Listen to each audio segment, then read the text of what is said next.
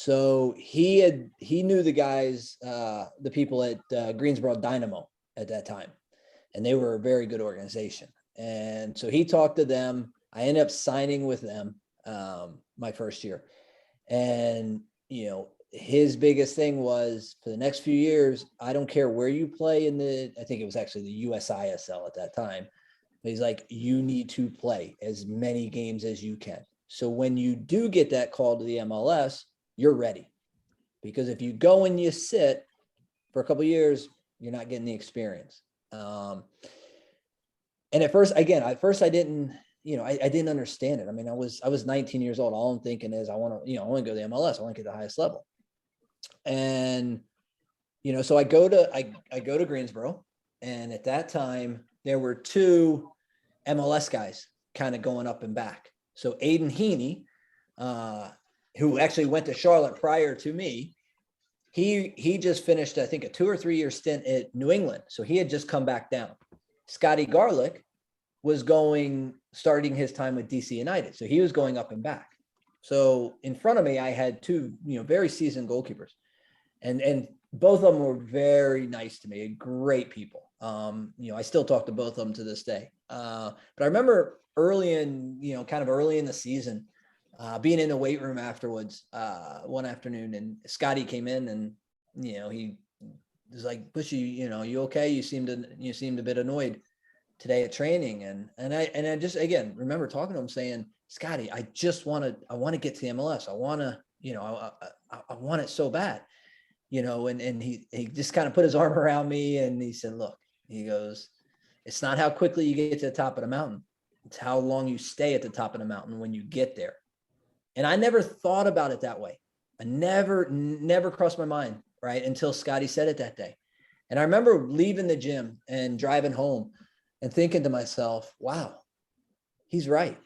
And that just those 2 or 3 minutes talking to Scotty really changed my thought process of like, okay, you got to have patience. You got to keep grinding. You got to keep grafting. You got to keep working on your game. And again, if you're good enough, somebody will find you, somebody will give you the chance. And that's what I did. After that, it was always in the back of my mind, but I never worried about it. I never focused on it like I did prior to talking to Scotty.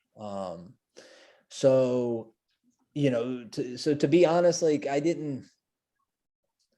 was I disappointed I wasn't drafted right away? Right. Because again, back then you think you know everything about everything and you think you're the king of the world.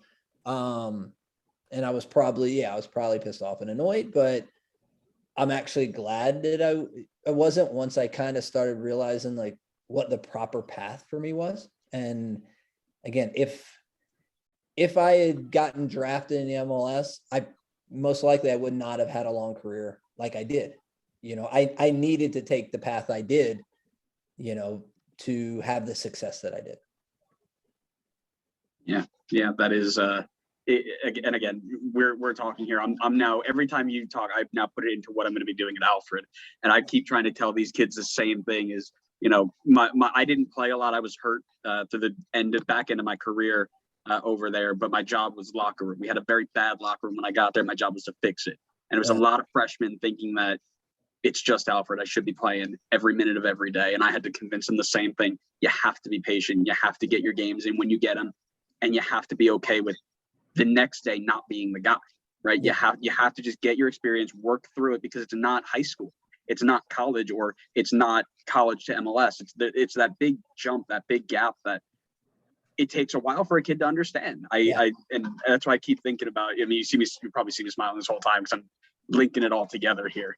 That's so funny how from the high school to the college to USL to MLS, there's always that gap that you need to be able to bridge before you can really cut it, right? Yeah, 100%. Yeah, and that's all here. That's all tenacity. It's all mental strength, right? That's all. You have to be able to convince yourself that this is the right path. Yeah. Again, when you're that young, you don't see the picture, right? You just see the here and now. And as the saying goes, when you're young, you think you know everything about everything. As you get older, I realized I didn't know shit about shit. I didn't know anything. Yeah. I'm like, man, I didn't know anything back then. I thought I knew everything. So it's interesting. Coach Blake, the guy I'm going to be working for, I'm going to send this to him, make him watch it. He's going to love this. He has this great saying that I used with my 12-year-old, 3 months ago. You have to know enough to know that you don't know anything. Yeah. You have to be smart enough to know that you don't know as much as you think you know, and to be open-minded and learn things. Yeah. And that goes obviously for everywhere, right? Yeah, absolutely. Yeah. So